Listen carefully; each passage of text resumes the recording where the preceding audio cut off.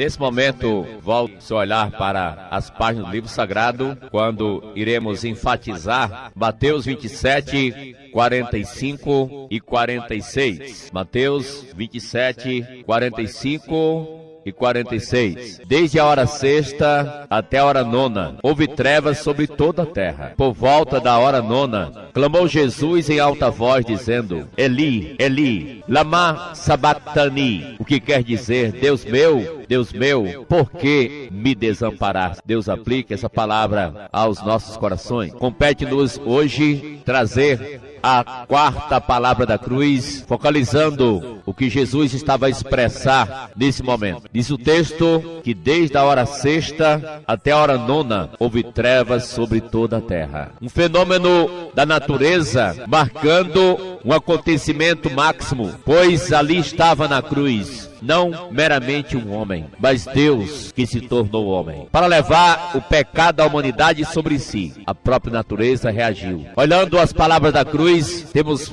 focalizado a primeira frase: Pai, perdoa-lhes porque não sabem o que fazem. Não é de surpreender que Jesus na cruz estava praticando aquilo que tanto ensinou em seu ministério. Em um segundo caso, falando a um moribundo ladrão que estava ao seu lado, quando arrependido, fez um reconhecimento de sua dignidade, recebeu o castigo, e da santidade de Jesus invoca: lembra-te de mim quando vieres no teu reino, Jesus. Ao que ele respondeu com segurança: em verdade te digo que hoje estarás comigo no paraíso. Em o terceiro caso, semana passada, focalizamos: eis aí teu filho, eis aí tua mãe. Jesus fala aos seus. É constituída uma nova família. Com perdão, o céu foi aberto. Ao Jesus tocar as mãos no madeiro, na árvore, veio o perdão para a humanidade caída, que por tocar no fruto proibido, conhecimento do bem e do mal, da árvore do jardim, perderam o direito, mas agora em Cristo, esse direito é reconquistado pela cruz. O paraíso foi aberto, o céu foi aberto, o acesso à presença de Deus, ao paraíso celestial, agora está aberto o caminho e é constituída uma nova família. Da primeira palavra, Jesus dirige-se ao Pai. Na quarta palavra, Jesus dirige-se ao Pai. Na última frase da cruz, ele também dirige-se ao Pai. Pai, nas tuas mãos entrego o meu espírito, o que veremos em breve. Mas nada afeta o relacionamento com o Pai, mesmo em momentos de atrocidades, em momentos difíceis. Jesus dirige-se ao Pai. Ouvinte, algo está afetando o teu relacionamento com Deus? Olha que não era fácil, Jesus. Sofrer a agonia da separação. A escuridão permeia por toda a terra. Mas Jesus dirige-se ao Pai. Deus meu, Deus meu. Ah, quantas pessoas, às vezes por amor a coisas terrenas, a sua comunhão com Deus é afetada. Por apreço por coisas materiais, pelo mundo, a sua comunhão com Deus é afetada. Nosso exemplo máximo é Jesus. Nada afeta o seu relacionamento com o Pai. Ele podia orar: Deus meu, Deus meu. Hoje a nossa ênfase é exatamente a quarta palavra da cruz. Ainda restam alguns programas onde teremos de focalizar: tenho sede, está consumado, e Pai, nas tuas mãos entrego o meu espírito. Deus meu, por que me desamparaste? A ira de Deus veio sobre o próprio Filho. Foi o julgamento de Deus sobre o pecado. Jesus, naquele momento, suportava o peso na cruz do pecado do mundo inteiro, desde a criação, desde o início até o fim do mundo. Mesmo pecados que ainda estavam para acontecer, mas já caíram naquele momento sobre o Filho de Deus, de forma que qualquer pessoa que foi para o céu, que tem certeza de ir agora e que irá no futuro, só vai com base na obra da cruz. Imagine, ouvintes, o quanto foi difícil para o Pai ter que por um momento separar-se do Filho em ocasião de densas trevas, quando a própria natureza reage. Deus jamais esquecerá de tal acontecimento, e foi para isso que Jesus voluntariamente veio ao mundo, para dar a sua vida em favor de uma humanidade perdida, caída, degradada, para trazer de volta aqueles que têm fé no seu nome, de volta à comunhão com o Pai, com Deus. Imagine o que será do mundo no futuro, quando Deus julgar o pecado daqueles que rejeitam a Cristo. Naquele momento, Deus estava julgando na cruz o teu pecado, o meu pecado, os nossos pecados, ao ponto de Jesus clamar: Deus meu, por que me desamparaste? A Bíblia fala de um período futuro na história, quando Deus vai julgar a incredulidade do povo judeu, bem como do mundo gentil, na grande tribulação. Coisas chocantes irão acontecer na terra e no céu, pois os poderes do céu serão abalados. Haverá sinais no céu, na terra, no mar, angústias e perplexidade entre as nações. Está se tratando de um período tribulacional previsto na história humana profeticamente. Em Salmo 22:1, Jesus declara, o salmista fala pelo Messias: Deus meu, por que me desamparaste? E aqui é feita até uma citação. Mateus capítulo 24, versículo 21, é declarado Jesus no sermão profético que nesse tempo haverá grande tribulação, como desde o princípio do mundo até agora não tem havido, nem haverá jamais. Desde o princípio do mundo não aconteceu igual o que está previsto conforme Mateus 24, 21, que é a grande tribulação, quando Deus julgará o pecado daqueles que rejeitaram o seu Filho Jesus. Seria bom pensar, ouvinte, você já é crente, já é salvo na pessoa de Cristo, entende a razão porque ele clamou da cruz, quando morria pelos teus pecados. Se o rejeita, estarás sujeito a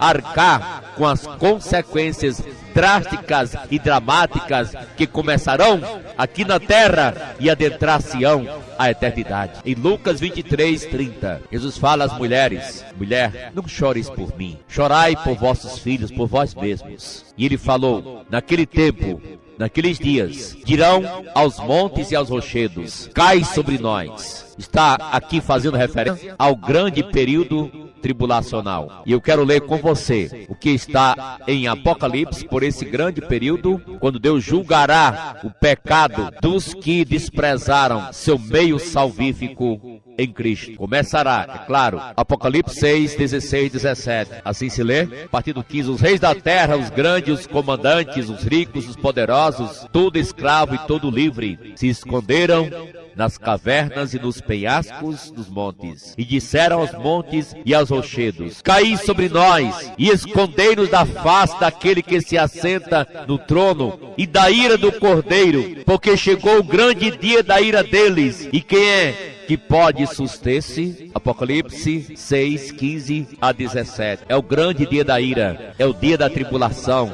referido por Jesus, quando haverá portentos dramáticos sobre a face da terra, desenrolando o cenário apocalíptico. Muita gente tem medo de ler o Apocalipse, não é? Tem medo, mas o que está ali escrito é para a gente entender e procurar evitar o abismo que está à frente. A escuridão, daquele momento que Jesus clama: Deus meu, tomava conta da terra. 3 horas, desde a hora sexta até a hora nona. A hora sexta é o meio-dia, a hora nona, 3 da tarde, estava tomando conta da face da terra. Escuridão densa. Deus enviou 3 dias de escuridão sobre a terra do Egito. Na Páscoa, na primeira Páscoa, 3 dias de trevas cobriram o Egito antes de acontecer a primeira Páscoa, quando o cordeiro da Páscoa era morto. Os cordeiros estavam sendo imolados para proteger as casas, os primogênitos, casas que foram marcadas com sangue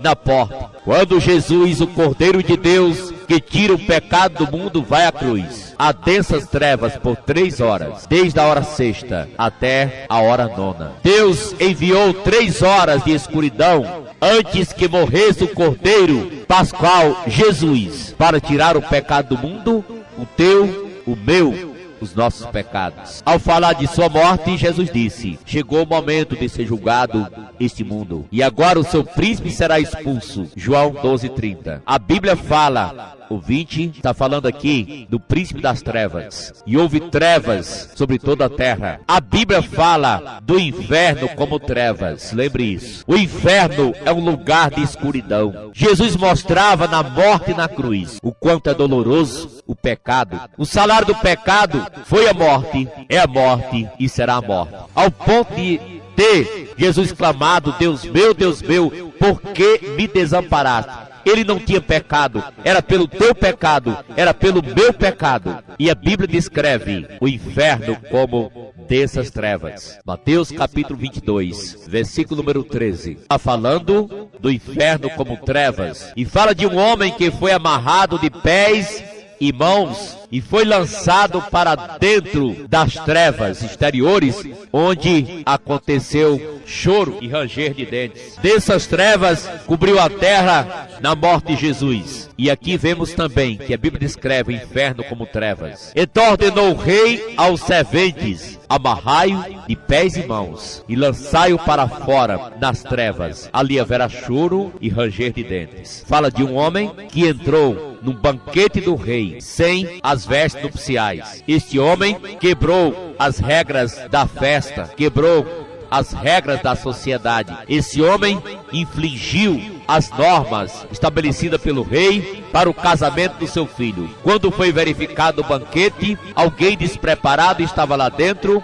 e ele disse: como entraste aqui, amigo? E ele emudeceu. Calado, foi amarrado de pés e mãos e lançado nas trevas. Diz que ali houve choro e ranger de dentes. Está tratando de algo muito sério, ouvinte. No julgamento de Deus, toda boca vai se calar. Todo mundo é culpado perante Deus, ninguém poderá se justificar. Hoje as pessoas colocam desculpas, mas naquele momento não haverá mais desculpas. Em Mateus 25:30 também é declarado sobre o inferno, onde já haverá choro e ranger de dentes, trevas. Em primeira carta aos Tessalonicenses, capítulo número 1, versículo 10, eu quero dar uma palavra de tranquilização.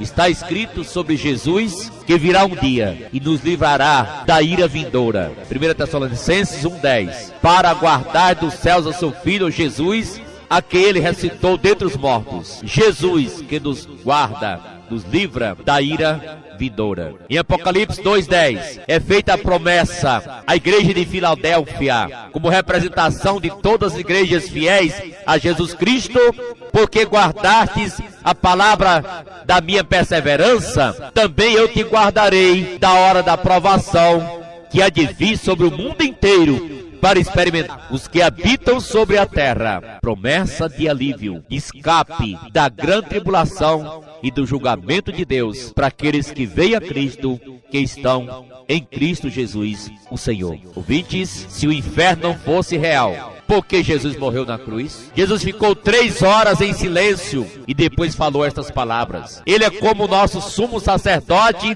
que realizava a obra da redenção. Ficou em um momento de solidão ao ministrar lá dentro do santuário. O sacerdote ficava lá dentro e o povo fora, orando em silêncio enquanto ministrava. Aqui Jesus em silêncio, lá em um momento de escuridão sobre a terra, 3 horas. Agora ele brada: Deus meu, por que me desamparaste? 2 vezes, não 3, nenhuma, nem 4. Deus meu. Jesus é Deus. Ele é parte da divindade, é parte da trindade, Pai, Filho e Espírito Santo. Por isso ele diz só: Deus meu. Note que em Isaías 6:3, santo, santo, santo. Mas aqui só Deus meu, porque ele é Deus também. Ele é parte da divindade. É o Deus Filho, a segunda pessoa da Trindade, que veio ao mundo para nos salvar. Em Isaías 9:6, ele é chamado Pai da eternidade. Em Gálatas 3:13, está escrito que ele veio para levar nossa maldição para os que quebram a lei, para os transgressores da lei.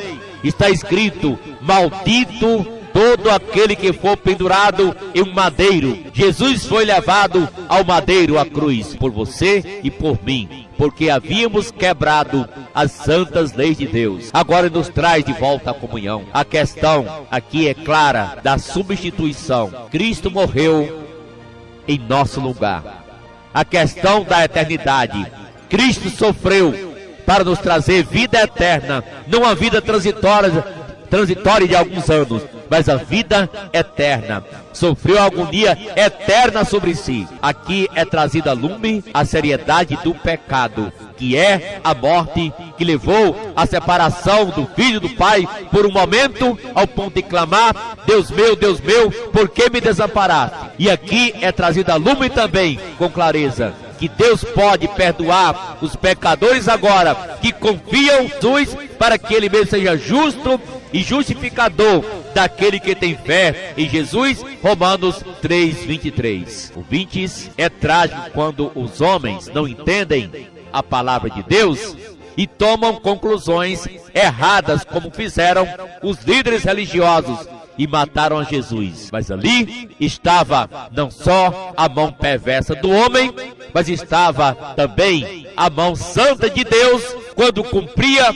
a obra de redenção lá na cruz. O homem que foi expulso do jardim, foi indigno da presença de Deus, agora o direito é reconquistado na cruz. E Deus nunca vai esquecer de tal sofrimento. Quem confia nele terá a vida eterna. Em quem você confia hoje? Para que você confia? E por que você confia? Você crê em Jesus apenas para sarar de uma dor de barriga? Apenas para uma coisa material? Ou você confia em Jesus para a vida eterna, por ele ter sofrido agonia eterna na cruz por ti? Você está confiando para... Porque Deus é santo e o pecado tem que ser julgado, e você quer dar glória a Deus, ou porque quer meramente uma melhora na vida? Jesus disse: eu vim para que tenham vida e a tenham em abundância. E a palavra da cruz deixa isso bem claro aos nossos olhos.